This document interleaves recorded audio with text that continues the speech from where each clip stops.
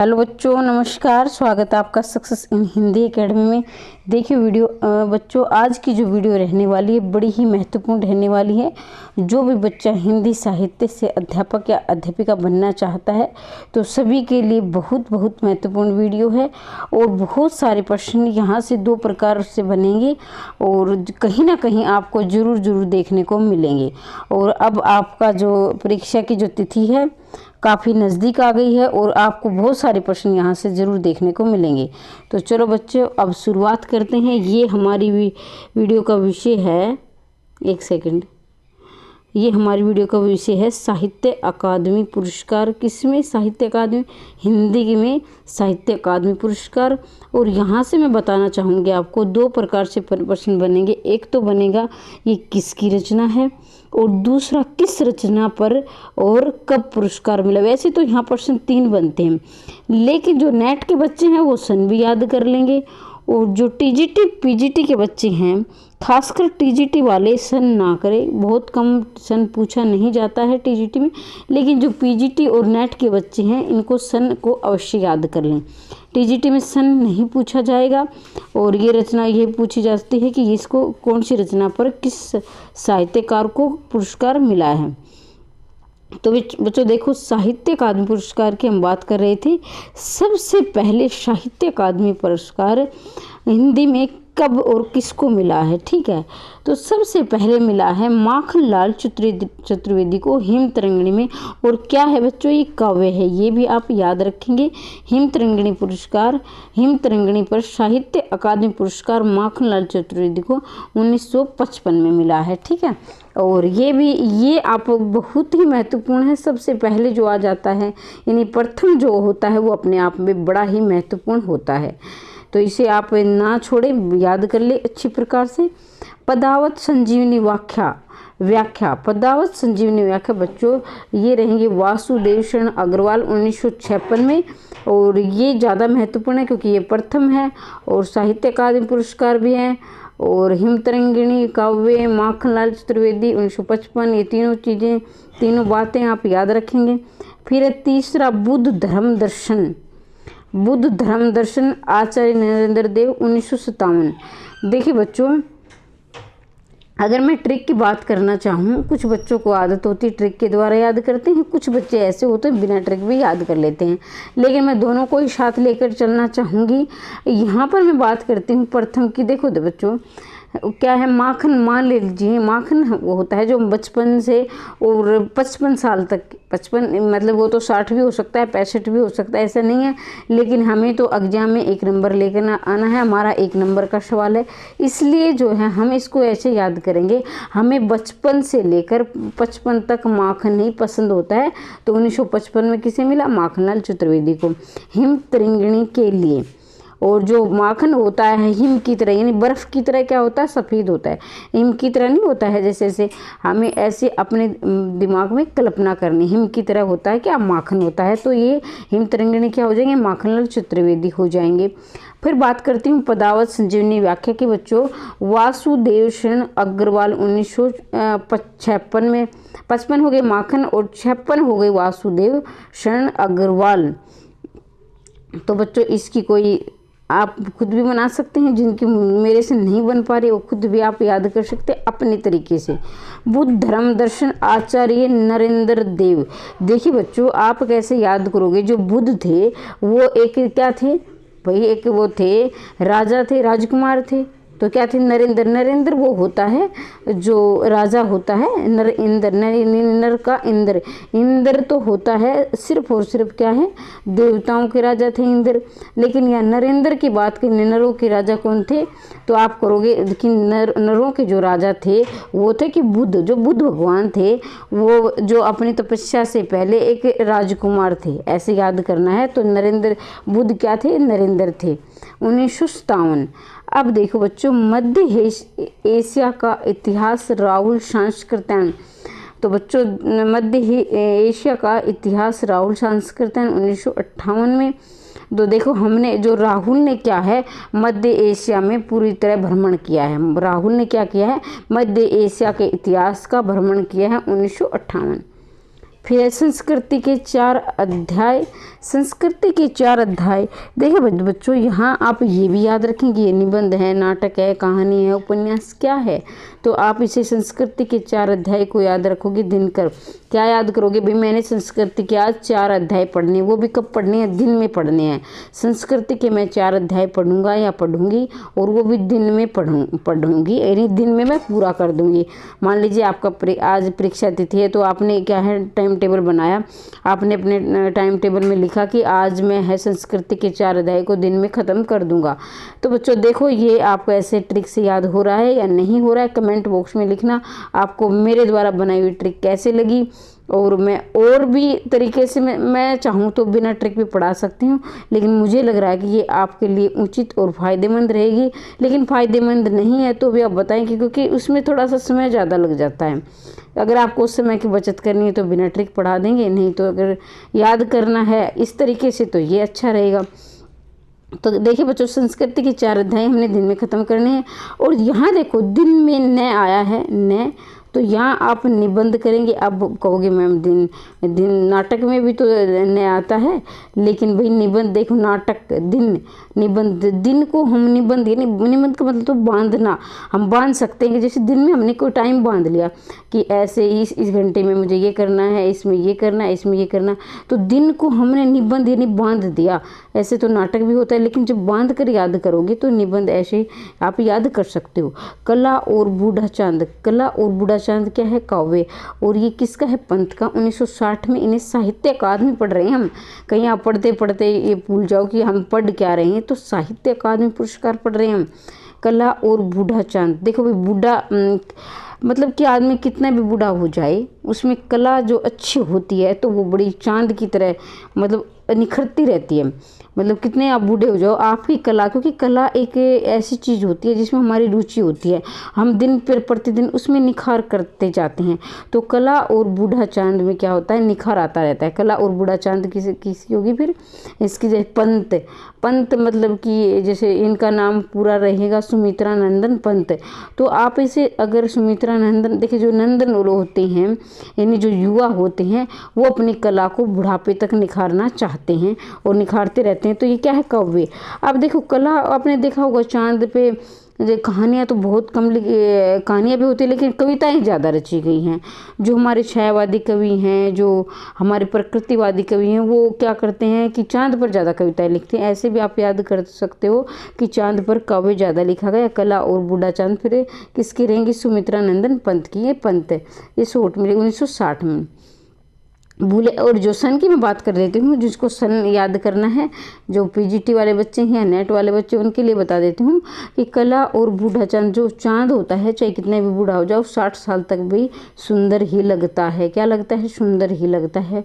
चांद कितना ही बूढ़ा हो जाए भाई 60 साल तक सुंदर ही लगता है। तो ऐसे हम इसको अन्यथा ना ले बच्चों, मुझे सिर्फ आपको एग्जाम में नंबर दिलाना, हमारा नंबर का सवाल है। कहीं किसी भी बात, अगर कोई मैं आपकी निजी ज़िंदगी से जोड़कर पढ़ाती हूँ तो उसको आप अन्यथा न ले। मैं बार बार यही बोलती रहती हूँ। भूले बिछड़े चित्र उपन्यास भगवती चरण वर्मा।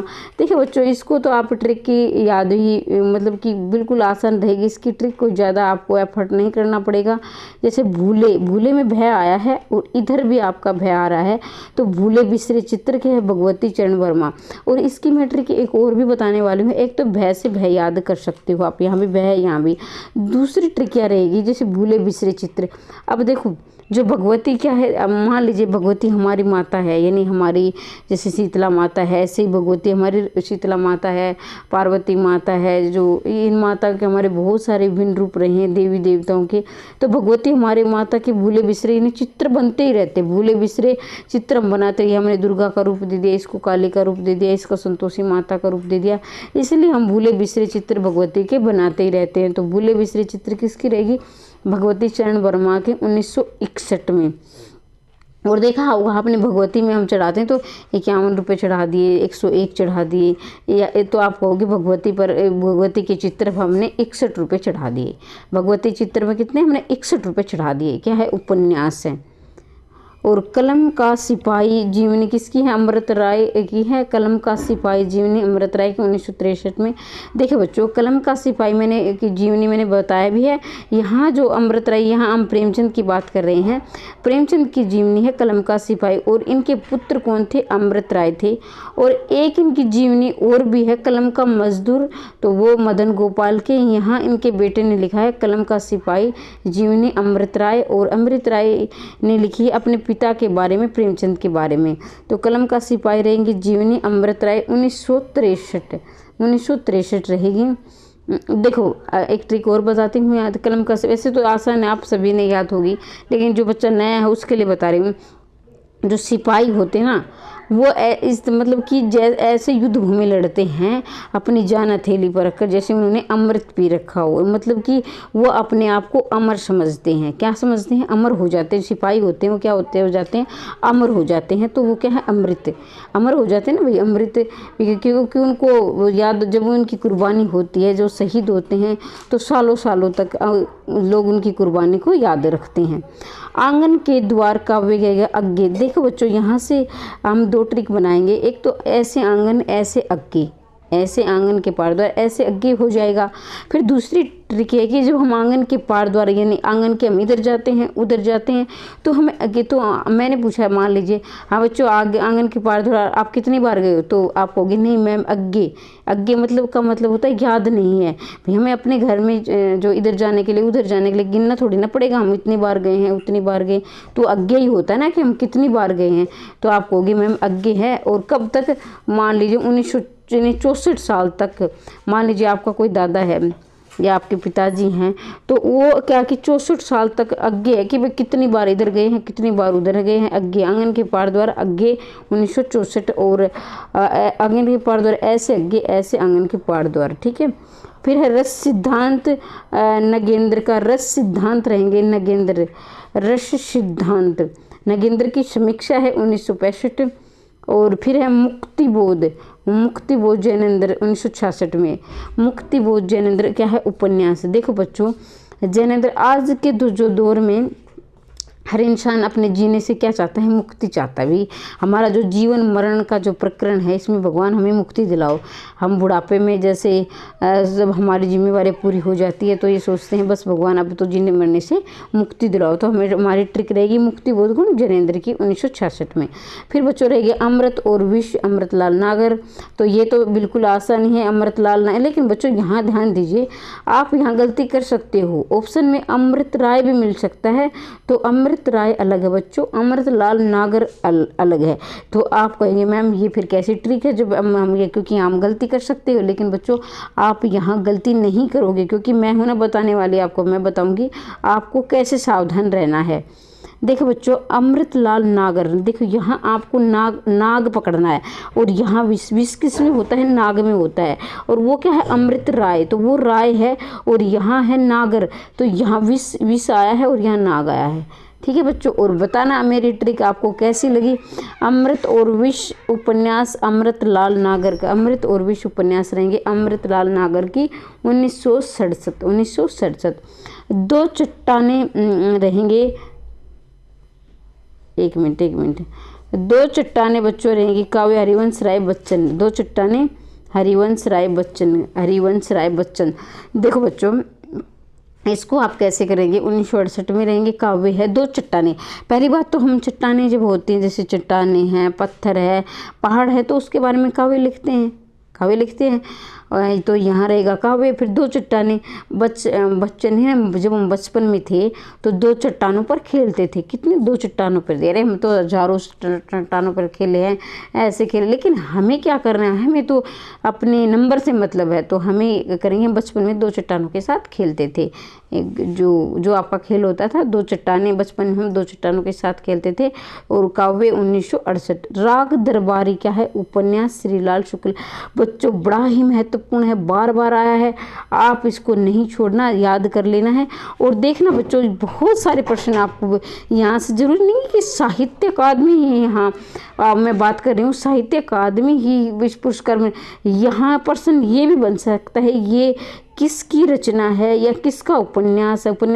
यहाँ आपको कम से कम 3 या फिर पीजीटी और नेट की बात कर रही हूँ उनके तो 4-5 प्रकार से प्रश्न बन सकते हैं, और जो मैं टीजीटी की बात कर रही हूँ उनके 3 प्रकार से प्रश्न बन सकते हैं।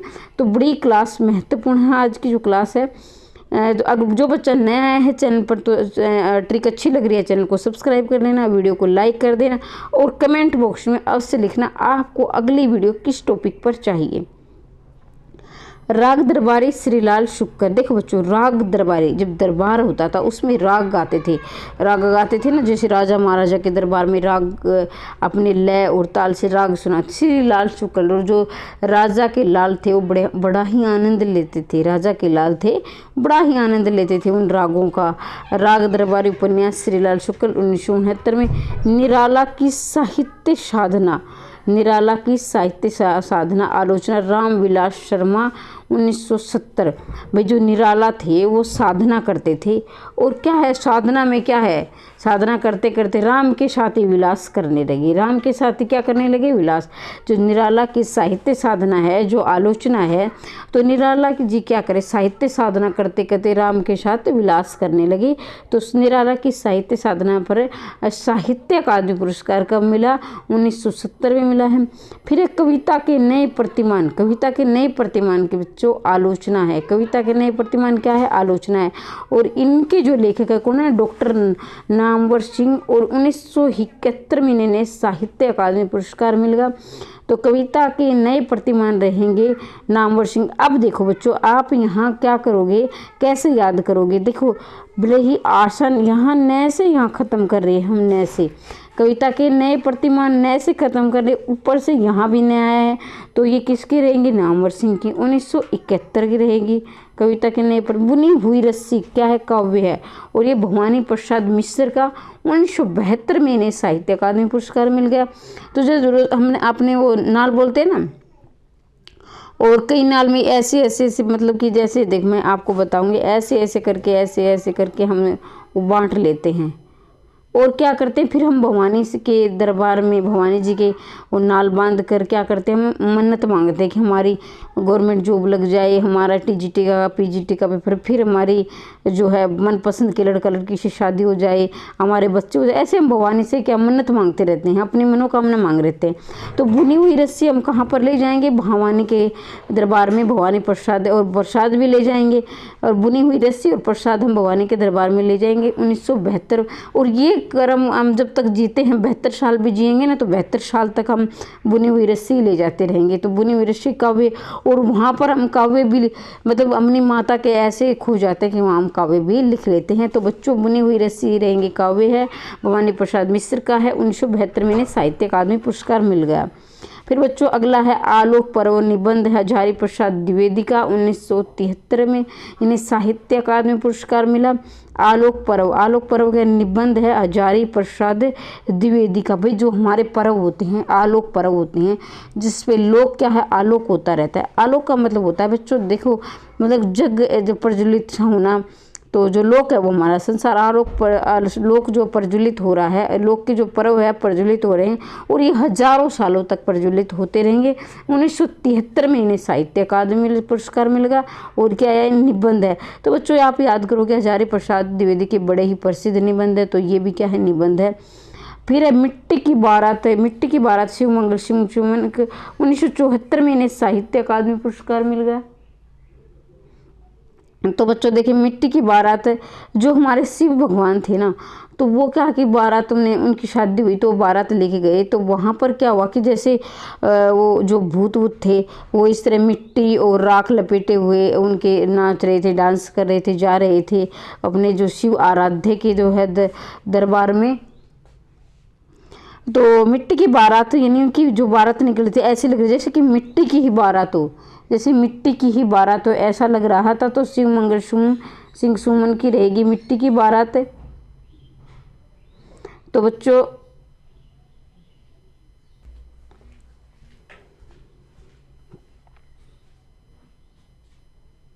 हम शिव मंगल सिंह सुमन पर आ गए थे। थोड़ा सा यहाँ थोड़ा सा जो शिव मंगल सिंह सुमन मिट्टी की बारात थी एक मिनट बच्चों, थोड़ा सा आज थोड़ी सी परेशानी हो रही है मुझे PDF की। मैंने कहा था ना कि मेरे इस चैनल पे थोड़ी सी गड़बड़ हुई है, तो इसलिए के लिए मैं माफ़ी चाहूँगी। आपको देरी लग रही है, लेकिन फिर भी मैं जल्दी ही ख़त्म करना चाहूँगी। तो मिट्टी की बारात शिव मंगल सिंह सुमन बच्चों 1974 में मिट्टी की बारात 1974 में साहित्य अकादमी तमस उपन्यास नहीं भीष्म सहानी 1975 का तमस उपन्यास भीष्म सहानी 1975 में। देखो बच्चों, तमस यानी तमस हम क्या करते हैं कि भीष्म तमस को हम क्या करेंगे, तपस्या पढ़ेंगे। देखना बच्चों, कहीं आप सोचो कि मैम गलत पढ़े, हमने तो क्या है, तमस को आप तपस्या पढ़ लेना। तमस यानी और भी कोई ट्रिक बना सकते हो, जरूरी नहीं कि मेरी ही सही, आप भी बना सकते हो। तो भीष्म सहानी भीष्म तपस्या करते हैं 1975 में। तमस उपन्यास भीष्म सहानी 1975। तेरी मेरी उसकी बात यशपाल 1976। तेरी और मेरी दोनों बात मिलकर क्या है, यश फैलाएगी। तेरी और मेरी दोनों की बात मिलकर क्या फैलाएगी, यश 1976 में। और ऐसा हम जब तक 76 साल भी जिएंगे तो ऐसा हम 76 साल भी कर सकते हैं, जैसे करते नहीं है प्रतिज्ञा, तेरी और मेरी बात मिलकर यश फैलाएगी। 1976 साल भी जिएंगे तो क्या है, यश फैलाएगी। तो ये उपन्यास है। चुका भी नहीं हूँ मैं शमशेर बहादुर 1977 में बच्चों इन्हें साहित्य अकादमी पुरस्कार मिलेगा। चुका भी नहीं हूँ मैं काव्य शमशेर बहादुर का। तो देखो बच्चों, चुका भी नहीं हूँ मैं, जो शेर होते हैं शमशेर यानी शेर जो लोग होते हैं, युवा जो होते हैं, वो क्या करते हैं कि वो कहते हैं यानी बूढ़े भी हो जाएंगे तो वो कहेंगे अभी मैं चुका नहीं हूँ, अभी मैं बूढ़ा नहीं हूँ, अभी मैं शेर हूँ और 77 में ये काम कर सकता हूँ। चुका भी नहीं हूँ, जो बूढ़े आपने देखे होंगे ना अपने दादा, तो हमारे ज़माने में मतलब कि अभी मैं ये काम कर सकता हूँ, अभी मैं ये नहीं, अभी मैं बूढ़ा नहीं हूँ, अभी तो मैं आप जितना काम था मैं अब भी कर सकता हूँ। आपने देखा होगा हमारे घर में दादा परदादा ऐसे बातें करते हैं, चुका भी नहीं, अभी मैं चुका नहीं हूँ और क्या है, मैं शेर की तरह भी कार्य कर सकता हूँ। तो चुका भी नहीं हूँ मैं क्या है, काव्य है। और शमशेर का 1977 में साहित्य अकादमी पुरस्कार मिल गया। उतना बस सूरज हूँ काव्य भारत भूषण अग्रवाल 1978 में। उतना बस सूरज हूँ काव्य भारत भूषण अग्रवाल 1978 में। मतलब कि जो भूषण है यानी भूषण क्या है, प्रसिद्धि फैलाते, भूषण फैलाते हैं यानी भूषण है। उतना बस सूरज हूँ, उन्होंने क्या, सूरज भी बस उतना है, सूरज भी उनको क्या लगता है कि बस इतना सा है, उतना है, इतना है, ऐसे आप याद करोगे। भूषण कहता है कि बस सूरज तो उतना है। और 1978 में साहित्य उतना बस सूरज हूँ क्या है, काव्य है भारत भूषण अग्रवाल का। भारत के जो भूषण है वो सूरज को भी कहते हैं, बस उतना ही सूरज है। और 1978 में क्या उन्हें साहित्य अकादमी पुरस्कार मिल गया, उतना बस सूरज हूँ काव्य भारत भूषण अग्रवाल का। कल सुनना मुझे सुदामा पांडे धूमिल। देखो भाई, मतलब कि एक जैसे कुछ यादें होती हैं तो बात करते करते हम भूल जाते हैं। तो धूमिल है ना, तो हम कहेंगे कल सुनना, कल बताऊंगा। आप बोलते हैं ना कल बताऊंगा, बात में भाई अब धूमिल सा याद आ रहा है, कल बताऊंगा। तो हम कहेंगे कल सुनना मुझे अब धूमिल हो गया है, कल सुनना मुझे अभी धूमिल हो गया है। 1979 में साहित्य पुरस्कार मिला। कल सुनना मुझे क्या बच्चों, तो कैसे कल सुनना और कैसे काव्य रहेगा आपका, कैसे कल सुनना कैसे काव्य, और धूमिल हो गया 1979 में साहित्य अकादमी पुरस्कार। जिंदगी नामा उपन्यास कृष्णा सोबती 1980 को। और देखो बच्चों, यहाँ पर आपको मैं बताना चाहूँगी, यहाँ पर जो मैंने निशान लगाए हुए हैं तो ये आपके NCERT में भी आए हुए हैं, तो जो ये आपके लिए और भी महत्वपूर्ण हो जाएंगे क्योंकि यहाँ ये साहित्य में भी है और ये आपके NCERT वाले सिलेबस में भी हैं। तो बच्चों NCERT के पाठ्यक्रम में यहाँ आपको डबल सिलेबस में मिला है, तो आप इसे अवश्य याद कर लें। करने तो सारे ही हैं बच्चों याद, लेकिन विशेषकर जो याद करने हैं वो NCERT वाले भी, क्योंकि मैंने देखा, मैंने इनको जांचा और मैंने NCERT वालों का विशेष रूप से निशान लगा दिया। ये PGT के बच्चों की मैं बात कर रही हूँ, हो सकता है कि TGT के बच्चों के और भी हों, तो आप उनको अच्छी प्रकार से याद कर लें। जो जिंदगी नामा कृष्णा सोबती का 1980 में साहित्य अकादमी पुरस्कार मिला था, उपन्यास है ये। तो जिंदगी नामा कृष्णा सोबती, कृष्णा कहती है, यहाँ आप दो नाम पढ़ोगे, ठीक है, कृष्णा और सोबती। कृष्णा कहती है सोबती से जिंदगी नाम, मैंने जिंदगी क्या है तेरे नाम कर दी है। कृष्णा कहती है सोबती से। एक वैसे एक ही नाम है, ये कहीं आप अन्यथा मत लेना, एक ही जो लेखिका का नाम है, लेकिन हम जो है याद करने के लिए, अपनी ट्रिक बनाने के लिए हम यहाँ पर 2 बना देंगे इसको, ठीक है। कृष्णा सोबती से कहते हैं कि मैंने ज़िंदगी तेरे नाम कर दी है और 1980 तक, जब 80 साल भी तो जीऊँगी, मैंने तेरी ज़िंदगी तेरे नाम कर दी है। ये क्या है? उपन्यास। ज़िंदगी नाम उपन्यास किसके बच्चों? कृष्णा सोबती का 1980 में। फिर ताप के ताए हुए दिन त्रिलोचन 1981। ताप के ताए हुए दिन काव्य त्रिलोचन शास्त्री। ताप के ताए हुए दिन। भाई देखो, जो त्रिलोचन किसे का, हम त्रि मतलब होता है बच्चों 3, त्रि का मतलब होता है 3, और लोचन का मतलब होता है बच्चों नैन, आँखें। तो त्रिलोचन जैसे शिव हम मान लो, त्रिलोचन हमारे शिव का नाम क्या है? त्रिलोचन। वैसे त्रिलोचन किसी लेखक का नाम है, ये त्रिलोचन शास्त्री कोई लेखक हुए हैं, लेकिन हमें क्या पढ़ेंगे भाई? त्रिलोचन ने जो तपस्या की है वो ताप के ताए हुए दिन, मतलब हर दिन तपे हैं वो, हर दिन उनकी तपस्या हुई, हर दिन तपे हैं। ताप के ताए हुए दिन का वे त्रिलोचन 1981। ताप के ताए हुए दिन क्या? त्रिलोचन 1981।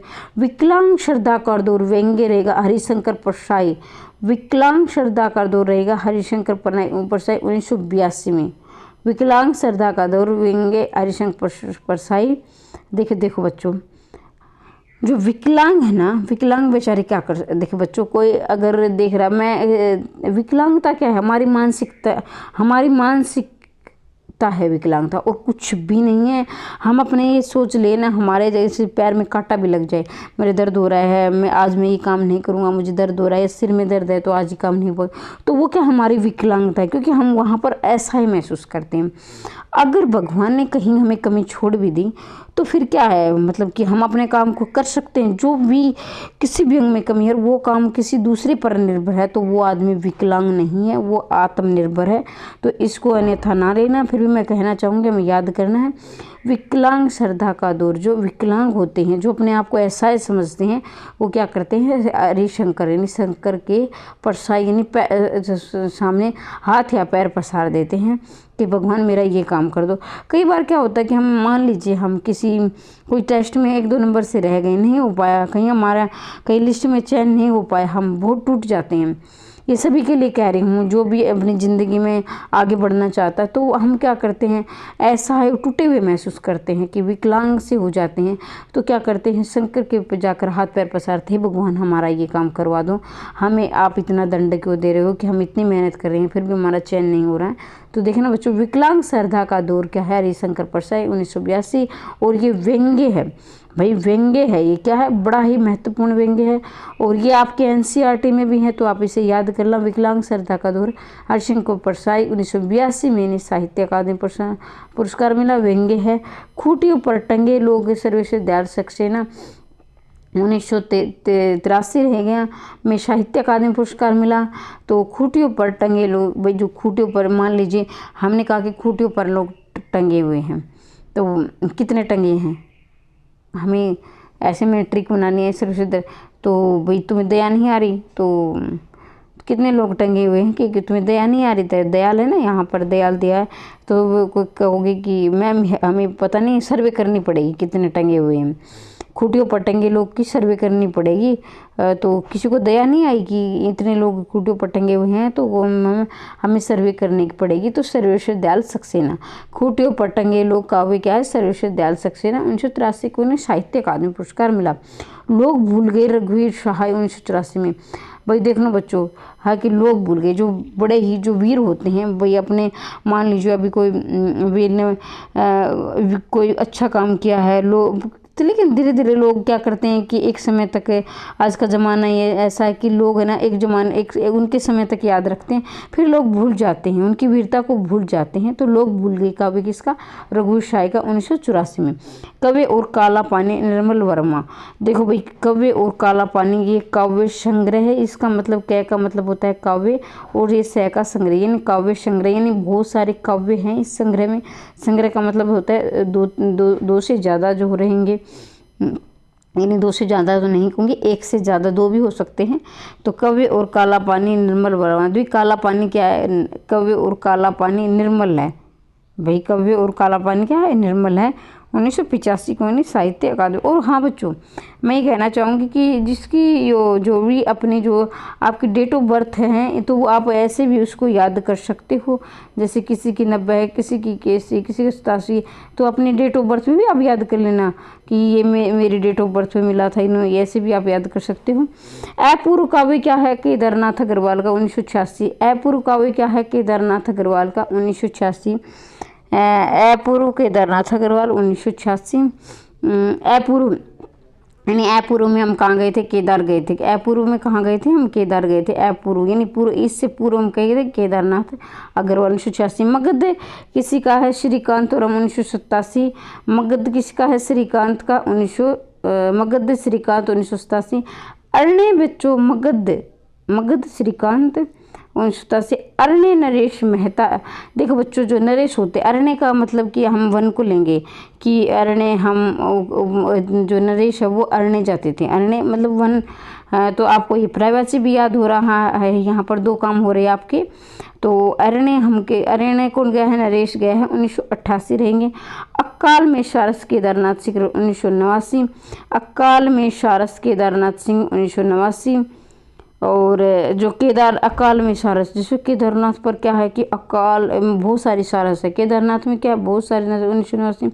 नीला चांद शिव प्रसाद सिंह 1990। नीला चांद देखा होगा कि आपने, चांद जैसे शिव है, मान लीजिए मुझे फ़ोटो वोटो तो नहीं बनानी आती, लेकिन फिर भी आप समझोगे ये शिव भगवान है।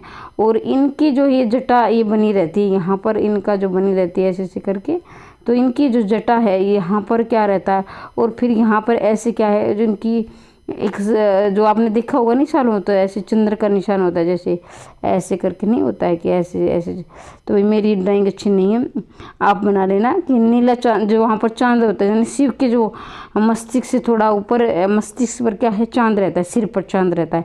तो शिव प्रसाद सिंह नीला चांद, शिव के माथे पर क्या है, चांद है। और किसा नीला चांद किसका रहेगा, फिर शिव प्रसाद सिंह का 90 में। और देखो बच्चों, जो मैं तो क्या करती हूँ कि इसको है ना अपनी डेट ऑफ बर्थ पर भी कई बहुत सारे, जैसे मैंने सबकी डेट ऑफ बर्थ याद की हुई है कि ये मेरी है तो ये मेरी डेट ऑफ बर्थ पे मिला है। और ये देखो, मैं बता रही हूँ, जैसे कि मेरे और भी जो परिचित है घर में, तो मैं ये उसकी डेट ऑफ बर्थ पे मिला था, ये उसकी डेट ऑफ बर्थ। आप भी ऐसे याद कर सकते हो, आपके अपने जो भी हैं, आपके जो रिलेटिव हैं, जो आपके आसपास के जो सदस्य हैं, उनकी डेट ऑफ बर्थ पर याद करते। तो मैं तो क्या करती हूँ, अपनी डेट ऑफ बर्थ भी पर भी इनके याद कर लेती हूँ, और हम अपने घर वालों की डेट ऑफ बर्थ भी याद कर लेती हूँ। वक्त के सामने गिरजा कुमार माथुर 1991। वक्त के सामने गिरजा कुमार माथुर भी, मैं कितना भी बुरा वक्त आ जाए मैं गिरूंगा नहीं, कितना भी बुरा वक्त आ जाए मैं गिरूंगा नहीं।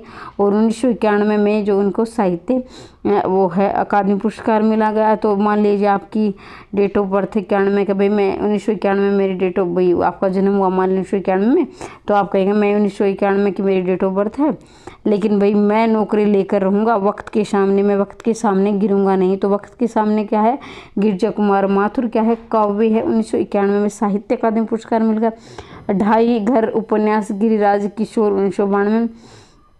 ढाई घर, जो भाई देखो भाई, मान ली एक तो ये घर बना दिया, और फिर क्या है, एक ये घर बना दिया, और तो 2 घर हो गए, फिर एक ये आधा घर यहाँ बना दिया, तो 2.5 घर। अब ये 2.5 घर बनाएंगे तो आधा घर तो गिरेगा ही, भी आधा घर बना दिया, 2.5 घर बना दिए, और 2 घर बना दिए, फिर आधा बना दिया, आधा तो गिरेगा, तो 2.5 घर क्या है, 2.5 घर क्या हो, गिर गया।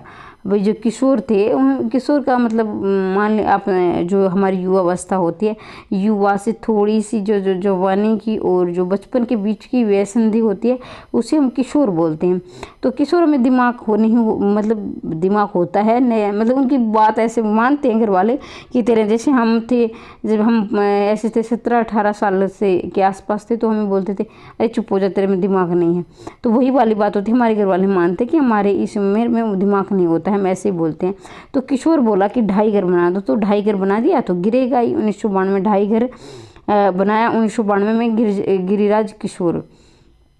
अर्धनारीश्वर बच्चों विष्णु प्रभाकर 1993। अर्धनारीश्वर विष्णु प्रभाकर 1993। अर्धनारीश्वर विष्णु प्रभाकर 1993। तो इसके आप क्या करोगे, जैसे जो हमारे जो विष्णु भगवान थे, विष्णु तो नहीं, जैसे हमारे शिव भगवान थे। मैं एक आपको बताना चाहूँगी जो इनकी कहानी। जैसे शिव भगवान, एक बार क्या हो गया, ऐसी घटना हुई थी कि जो मुझे थोड़ा थोड़ा याद आ रहा है कि मैंने सुनी थी, अभी मुझे अच्छी प्रकार से याद नहीं है, फिर भी मैं आपसे एक नंबर दिलाने की कोशिश, आपको पेपर में याद आएगा कि मैंने ये बताई थी, कहानी में बताई थी। जैसे मान लीजिए शिव भगवान थे, तो वो मतलब कि पार्वती को ये लगा कि शिव भगवान मुझे वो है प्यार नहीं करते, तो उन्होंने क्या किया कि वो अर्धनारीश्वर, मतलब उन्होंने अपना आधा शरीर किसका बना दिया, उसका बना दिया पार्वती का, और आधा से, कई फोटो में आपने देखा होगा ना कि आधा शरीर जो पार्वती का होता है और आधा जो होता है उसका होता है शिव का। तो अर्धनारीश्वर के विष्णु आपको यहाँ, लेकिन आप क्या करेंगे, यहाँ शिव को नहीं पढ़ोगे। एक मिनट भाई, मैं आपको ये ट्रिक शायद मुझे नहीं लग रहा कि आपके सूटेबल होगी, क्योंकि आप वहाँ शिव कर दो, मुझे डर है, तो इसलिए आपको रहने दीजिए। अर्धनारीश्वर विष्णु प्रभाकर ही इसको याद कर लेना। अर्धनारीश्वर विष्णु अपने आप बना लें 1993 क्योंकि हो सकता है कि वहाँ आप गलती करो, हाँ आप शिव एक लगा दो, वो इसी ऑप्शन में दिया हो। अर्धनारीश्वर उपन्यास विष्णु प्रभाकर 1993 अपने हिसाब से बना लेना आप, मैंने बता दिया है कि अब मिला था। कहीं नहीं वही अशोक वाजपेयी 1994, कहीं नहीं वही काव्य अशोक वाजपेयी। मान लीजिए आपके किसी के रिलेटिव का नाम अशोक है, तो आप कहोगे कहीं अशोक है कहीं, तो हाँ मतलब अशोक है यहाँ, तो आप नहीं कहोगे नहीं कहीं यहीं होगा, आपको कहीं अशोक कहीं यहीं होगा। किसी ने पूछा आपसे अशोक है यहाँ पर, तो आप कहोगे कहीं यहीं होगा, तो कहीं नहीं वही अशोक वाजपेयी 1994 में, कहीं नहीं वही अशोक वाजपेयी 1994 में, कहीं यहीं होगा अशोक, तो कहीं नहीं वही काव्य अशोक वाजपेयी 1994, और कोई दूसरा नहीं कुंवर नारायण 1995। जो कुंवर लोग होते हैं, मतलब जो जवान जो बच्चे होते हैं, तो वो कहेंगे कोई दूसरा हमारे सामने भाई कोई दूसरा नहीं है, बस मैं ही मैं हूँ, कोई दूसरा नहीं। तो काव्य क्या कुंवर नारायण, और कैसे कोई, देखिए यहाँ पर क्या क्या है, कोई काव्य कुंवर नारायण, कोई काव्य कुंवर नारायण 1995, तो कोई दूसरा नहीं काव्य कुंवर नारायण 1995। मुझे चांद चाहिए सुरेंद्र वर्मा 1996, मुझे चांद चाहिए उपन्यास सुरेंद्र वर्मा, मुझे चांद चाहिए। देखो भैया मान लीजिए किसी का नाम सुरेंद्र, आप किसी बच्चे का नाम आपने सुरेंद्र रख दिया, तो सुरेंद्र ने बचपन में जिद की कि मुझे तो बस चांद चाहिए 1996 में, लेकिन चांद भी कहाँ से आएगा, मुझे चांद चाहिए उपन्यास सुरेंद्र वर्मा। तो उपन्यास को हम पढ़ेंगे न्यास यानी छिप जाना, मुझे चांद चाहिए, चांद तो छिप गया भाई सुरेंद्र वर्मा 1996। अनुभव के आकाश में चांद लीलाधर जुगड़ी, अनुभव के आकाश में चांद लीलाधर जुगड़ी 1997 में। अनुभव के आकाश में चांद नीलाधर जुगुड़ी, भाई अनुभव का हो जाता है, लोगों के पास अनुभव होता है तो वो क्या करते हैं जुगाड़ से कुछ भी कर सकते हैं। अनुभव के आकाश में चांद लीलाधर जुगुड़ी, तो जिनके पास अनुभव होता है वो जुगाड़ से कुछ भी कर सकते हैं। 1997 में 97 साल का उनके पास अनुभव है। तो ये क्या काव्य नए इलाके में क्या है। देखिए बच्चों मैं बताना चाहूँगी कि अगर आपको लग रहा है कि ये वीडियो आपको एक बार में याद नहीं हो रही है, वैसे आपको ट्रिक पसंद आ रही है, तो आप क्या करते हो 2-3 बार इस वीडियो को सुन लेना। आप वैसे याद नहीं हो रहा ना भाई, मान लीजिए आप इतने कितने याद करो, वैसे याद नहीं हो रहा, तो वीडियो को 2-3 बार सुन लोगे ना, सिर्फ 3 बार आपने वीडियो सुन लिए, तो 3 बार आप वीडियो सुनोगे, आपको किताब उठाने की आवश्यकता ही नहीं होगी, आपको याद हो जाएगा। इसके साथ ही बच्चों मैं माफ़ी चाहती हूँ कि क्योंकि है ना कि और भी इसके बाद मिले हैं साहित्य अकादमी, उनको क्या आप या तो किसी यूट्यूब पे सर्च कर लेना, कोई नए याद करने हो तो, और अगर मुझे समय मिलता है मैं कोशिश कर रही हूँ, अगर आपको और भी बहुत मेरे दिमाग में बहुत सारे टॉपिक है, मैं कोशिश कर रही हूँ कि आपकी एक जो करंट की क्लास है, जो करंट के पुरस्कार मिले वो भी मैं आपके लिए लेकर आऊँ। तो नए इलाके में अरुण कमल, नए इलाके में क्या खिला है, कमल खिला है 1998। काव्य नए इलाके में क्या है, काव्य अरुण कमल, नए इलाके में क्या खिला है, कमल खिला है 1998, और साहित्य अकादमी पुरस्कार मिला। तो बच्चों यहाँ हमारे जो साहित्य अकादमी पुरस्कार हमारे, देखो बच्चों दीवारों में खिड़की रहती थी, दीवारों में खिड़की रहती थी। इसको थोड़ा मैं जूम कर लेती हूँ, शायद आपको देखने में थोड़ी दिक्कत हो रही हो। दीवारों में खिड़की रहती, विनोद कुमार शुक्ल 1999 में। दीवारों में एक खिड़की रहती थी, विनोद कुमार शुक्ल 1999 में। और ये क्या है, उपन्यास है, दीवारों में खिड़की रहती थी, विनोद कुमार शुक्ल 1999 में। हम जो देखते हैं काव्य, हम जो देखते हैं क्या है, कौवे है। और देखिए ऊपर की ट्रिक ऐसे बन सकती है। विनोद कुमार शुक्ल की मैं बात करती हूँ। दीवार में एक विनोद कुमार शुक्ल का जो घर है उसकी दीवार में एक खिड़की रहती थी। भाई एक दीवार में एक खिड़की रहती, विनोद कुमार शुक्ल के घर में दीवार में एक खिड़की रहती थी। 1999 उपन्यास है। हम जो देखते हैं, मंगलेश ढबराल। हम जो देखते हैं भाई, हम तो क्या कर देखते हैं, अपना मंगल ही मंगल देखते हैं कि हमारा मंगल हो जाए, हमारी जॉब लग जाए। हम जो देखते हैं कौवे क्या, मंगलेश ढबराल का 2000 में मंगलेश ढबराल जो है 2000 से हम अपना मंगल ही मंगल देख रहे हैं। कलिकाथ बायपास उपन्यास अलका श्रावगी 2001 में। कलिकाथ बायपास उपन्यास अलका श्रावगी 2000। पंक्तियों के बीच राजेश जोशी, 2 पंक्तियों के बीच राजेश जोशी, 2 पंक्तियों के बीच राजेश जोशी 2002। भाई 2 पंक्तियों के बीच क्या है, राजेश जोशी, कौवे राजेश जोशी। देखो बच्चों, राजेश जोशी, हम भी 2 पंक्तियों के बीच में फंसे हुए हैं कि हम भी अभी जब तक जब हमें रोजगार नहीं मिलता है कि हम गवर्नमेंट जॉब करें या बिजनेस करें या कोई जो है अपनी जो है प्राइवेट जॉब करें। तो 2 पंक्तियों के बीच में कौन फंस गया, राजेश जोशी फंस गए। राजेश को जोश बहुत था लेकिन भाई 2 पंक्तियों के बीच में फंस गया। 2002 में साहित्य अकादमी पुरस्कार मिल गया। कितने में पाकिस्तान किसके, कमलेश्वर कैसे, कितने और कैसे कमलेश का उपन्यास 2003 में साहित्य अकादमी पुरस्कार मिल गया, साहित्य अकादमी पुरस्कार मिल गया। दुष्चंद्र श्रेष्ठा काव्य वीरेंद्र ढंगरवाल का है। दुष्चंद्र में श्रेष्ठा काव्य वीरेंद्र ढंगरवाल का 2004 में। फिर क्या आप, मनोहर श्याम जोशी 2005। देखो भाई, क्या आप इसमें भी आया है और जो सन्याद इसमें 5 आया है। क्या आप 5 यानी 5 2005 में इन्हें साहित्य अकादमी पुरस्कार मिल गया। तो क्या आप मनोहर श्याम जोशी है। जैसे कि हम जो है किसी चीज परिचित को देखते थोड़ा थोड़ा जो धुंधला धुंधला में याद होता है तो हम देखते ना कि हमें ये इंसान देखा हुआ लग रहा है। तो आप उससे क्या आप मनोहर श्याम जोशी है, क्या आप मनोहर श्याम जोशी है 2005 में। संशय आत्मा काव्य जो है ज्ञानेंद्र पति 2006 में। संशय आत्मा काव्य ज्ञानेंद्र पति, विज्ञान के लिए संशय बना रहता है। संशय आत्मा की हो कि हम और भी प्राप्त कर ले, संशय और भी रहे कि हमें आता है यानी हम इतना है और भी सीखेंगे, संशय बना रहता है कि हम और सीखें। 2006 में साहित्य अकादमी पुरस्कार मिल गया 2006 में।